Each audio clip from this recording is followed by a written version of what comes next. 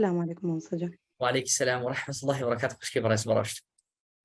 سلامت بی خۆش بێ مامۆستاجان دەنگ و باستان باشن ئینشاءالله. ولله الحمد والمنة. ئێوە چۆنن؟ ئەحواڵتان چۆنە؟ ماڵ الحەمدولیلا مناڵ چۆن؟ باشن ئینشەڵڵا؟ الحەمدولیلا خۆی بەزای زۆر سوپاس دەکەم مامۆستاجان، خی گەورە گەورە پارێزرای سپاستان کەوت یا هەستێ ڕەبی. یەخ مبارەکتان بێ. تەقەبەل الله منکم. گەورەترین خەڵەتتان پێدراوە. خوا پیرۆزی کات یا ڕەب. سلامت مامۆستاجان. نەخشەبی لەوانەی کە ئێستا لەو گروپەنە ئینشاءالله خی گەورە بە قسمەت یار هەمووان کە لە کەمترین ماوە یا ڕەبی. اللهم آمين. ئەگەر لە کەمترین ماوەشنەوەی بە قسمەتیان کات ئینشەڵڵا.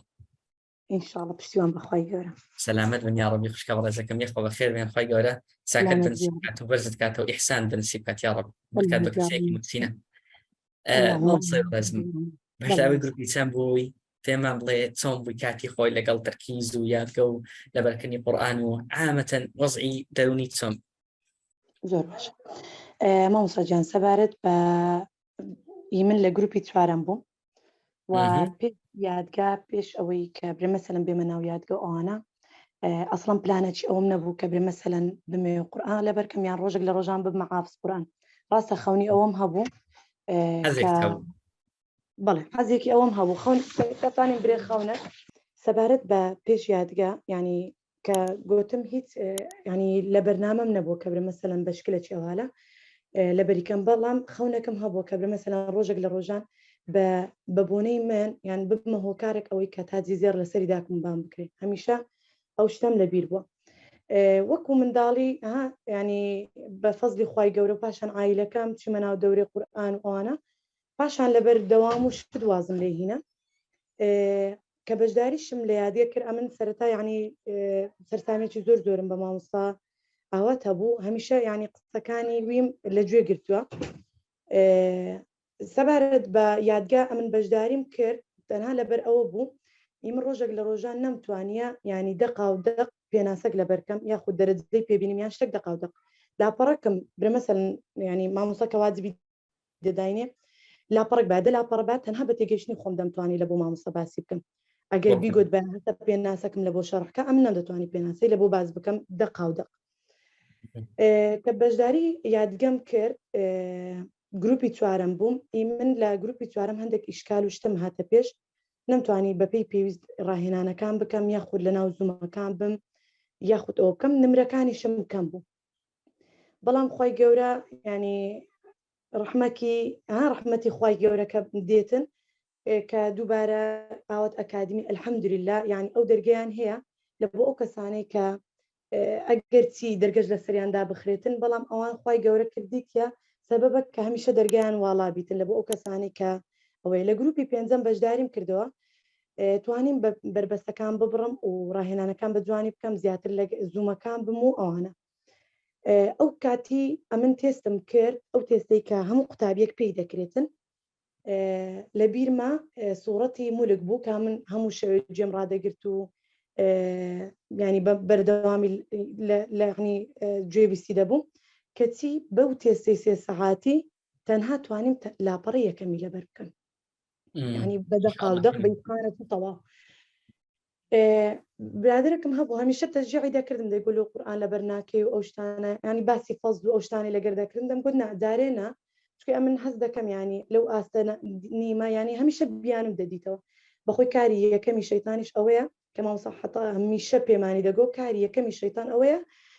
کە بربەست لە بۆ دروست دەکاتن و نایەلیتن یان ئیشەکە لە پێشتاوی گران دەکات لە کاتێک ئەگەر تو هیمەتی لە بۆ بکەی دوعای لە بۆ بکەی و پاڕانەوە بکەی ئەو ئیشە لەسەرت ئاسان دەبیتن. لە گروپی دووەم توانیم الحەمدولیلا بربەستەکان ئەقنی گروپی پێنجەم بربەستەکان ببڕم و ینی ئەو ئاسەی کە دەمویست الحەمدولیلا ئەمن پێیگەیشتم. پاشان ئیما کۆمەڵی یەکەم کراوە کە کۆمەڵک ئافرەت بووین یعنی کۆمەڵک لە خوشک و برا بووین کۆمەڵی یەکەم دروست کرا لە حەفزی قورئان. من ئەو کاتی سەفەرەکەم هاتە پێش دووبارە نەمتوانیانی ئەو بکەم بەشداری ئەو شتە بکەم. پاشان بەڵام مامۆستا حەتا دووبارە گوتی ئەگەر دەتانەوێ ئیمە لە کۆمەڵیانی تکە ینی دەست پێ دەکەین و لەگەرتان دەبین هەتاوەکو ئەنگۆ حەفزەکەتان تەواو دەکەن و چەندیشتان دەوێتن. کۆمەڵی دووەم ڕاگەیەندرا کە خوشکە سەروەت و خوشکە سوڕێ ئەوانە کە لەگەرمان بوون. الحەمدولیلا لەو گروپی ئەمن دەستم پێکرد بوو لەگەر ئەو گروپی لە خۆی بە زیادبی تەواو بووم لە ماوەی 38 ڕۆژ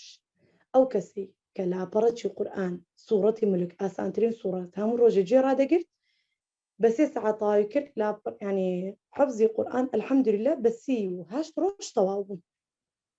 ئێستاش لە بیرمە ئەو شەوەی کە ئەو شەوەی کە نامە لە بۆ مامۆستانات 4-5 ینی سەعات 4 شەو بوو نامم لۆ نارد ئەسڵەن گریانم ڕانەدەوەستە چونکەی هەستەکە کە ینی تمشا دەکەی ئەو خەونەی کە هیچ شتێکت لە بووی نیە بەرنامەکرد لە بووی نیە بەڵام خی گەورە دەرگەکی خێر دەکاتەوە ینی شتێکی ئەو حالە لە بۆ دەرەخسێنی کە ینی بەجددی هەز دەکەی معجزەیە ینی ئەو شتە کە مامۆستا یەکەم میتینگمان لەگەر مامۆستا نێچیروان باسی ئەو شتەی کرد گوتی لەو گۆی زەویە لە 8 ملیار کەس لەو هەموو کیشوەرە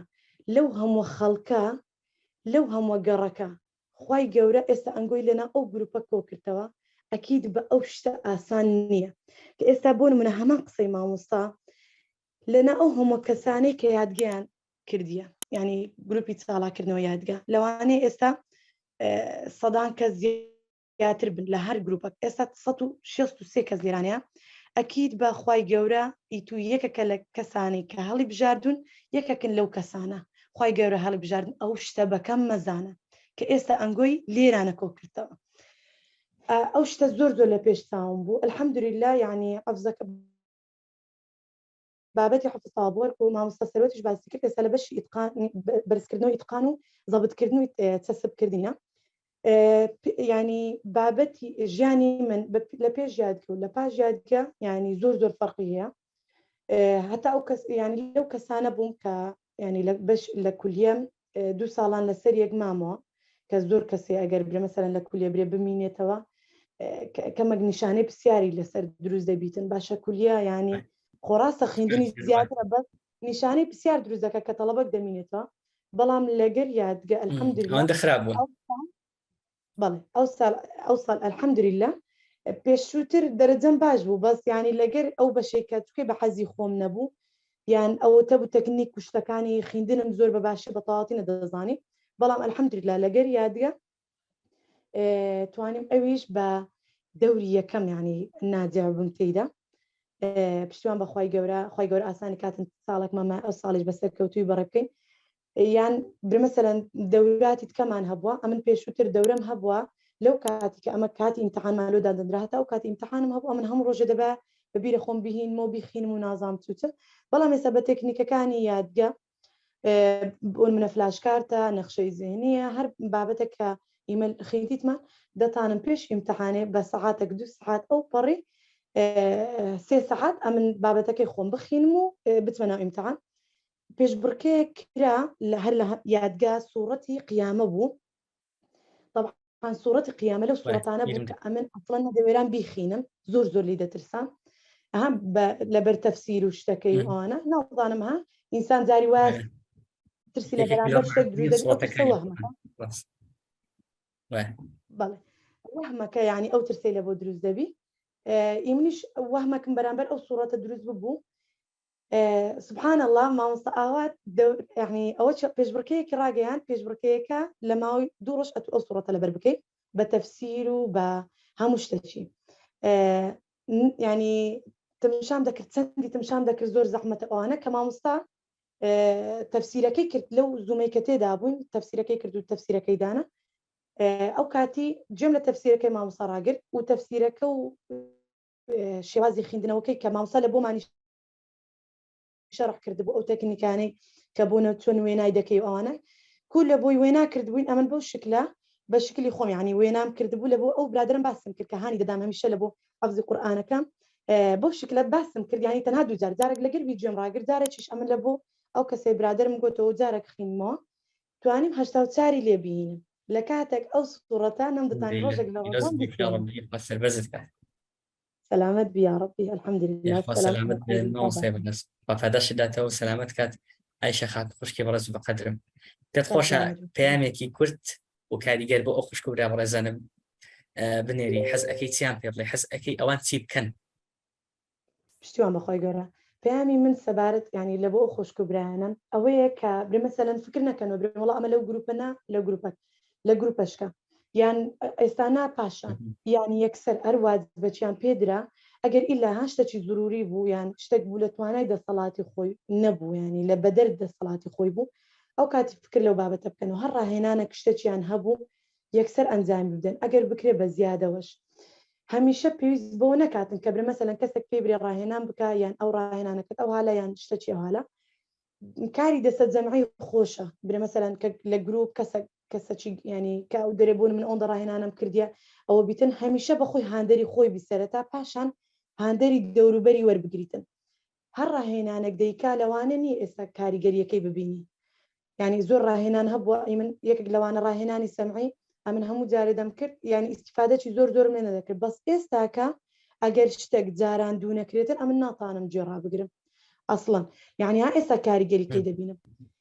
هەندە دەرمان هەیە لە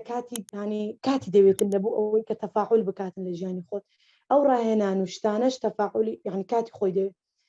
سارد مەبنەوە ئەگەر سارد بنەوە بە خۆتان ببنە گەرمبوونەوەی خۆتان سەرەتا پاشان دەوروبەرتان برە مەسەلەن هەمیشە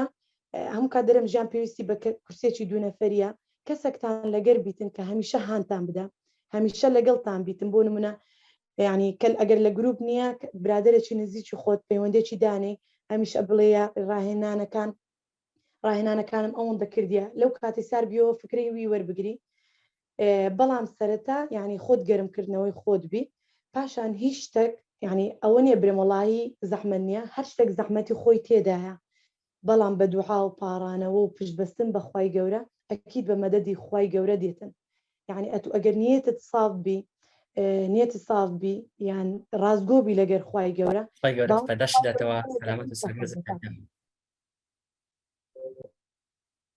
دەستەکانی گۆش خۆش بێ مامۆستا خوای گەورە پاداش خێرتان داتەوە ئەمە هیچ شتێکم نەما ئینشاءالله گەر شتێکتانەما لە خزمەتم ڕەخز بارك الله فيكم خشكي برازم خوای گەورە سەلامەتتان کات یا ڕەبی ومەدەکەم ئینشاءالله ئەو هەموو ئەو بەڕێزانی کە گوێن لە دەنگی تۆ بووە دەنگی تۆ تەأسیرێکی زۆری کە دەبێتە سەریان و کاریگەریکی زۆریانە سەردا نابێت ئینشاءالله ئەو ئێوە پێگەشتون کارێکە کە ئیشی و بە پرسیارەتی و ئامانزی هەموو هەریەکێک لەو خوشک و براوەڕێزانەیە هەریەکێک لەمان ئەمە ئامانزیان ئەبێت کە ببنە لە بەرکاری کتابی خوای گەورە و بەڕاستی موسڵمان باوەوە ڕازاوێ مسلمان باوەوە سەلمانێک ئەکاکەڵی خوای گیان من بەتەواتی تۆم ئەوێ مەبەستم توێ ئەها کتێبەکەشتم لەبەر کردەوە ئیدی خوای گەورە سەلامەتتان کادار بن ئینشاءالله بۆی ئەو قورئانەوە پلەتان بەرزە بێتەوە و سەربەرز و سەلامەت ئەبن و خوای گەورە پاداشتان داتەوە بە پاداشتی چاکەکارن یا رب جزاكم الله خيرا وبارك الله فيكم ورفعكم الله بهذه القرآن خوای گەورە سەلامەتتان کات یا خوا